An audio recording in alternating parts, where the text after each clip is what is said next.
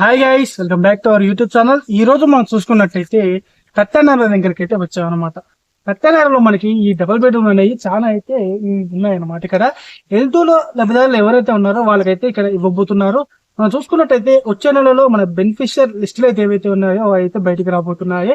ఇప్పుడు చూసుకున్నట్టయితే ఇక్కడ వచ్చేసరికి మనకి 65% అయితే ఇంతవరకు అయితే ఎవరికి ఇవ్వలేదు అనమాట. 45% అయితే పాత గవర్నమెంట్ ఉన్నప్పుడు ఈ డబుల్ బెడ్రూమ్ అనేది డిస్ట్రిబ్యూషన్ అనేది చేశారు, అంటే లబ్ధిదారులకు అయితే ఇచ్చారు.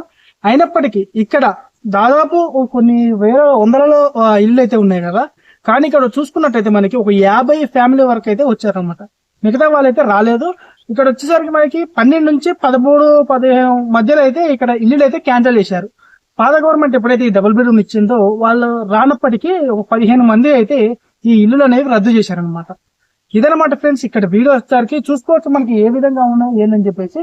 ఇక్కడ పెండింగ్ వర్క్స్ కూడా ఏవైతే ఉన్నాయో అవి కూడా అయితే పూర్తి అయితే కంప్లీట్ అయ్యాయి.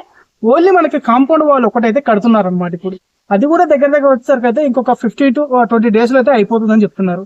ఎందుకంటే చుట్టుపక్కల మొత్తం అయితే అడవి ఉందన్నమాట. అందువల్ల అయితే ఇదైతే వీరైతే తొందరలో అయితే ఈ కాంపౌండ్ వాళ్ళు కూడా కట్టి అయితే ఈ ఏవైతే ఉన్నాయో ఈ డబుల్ బెడ్రూమ్లు అర్హులకైతే ఇవ్వడం అయితే జరుగుతుంది.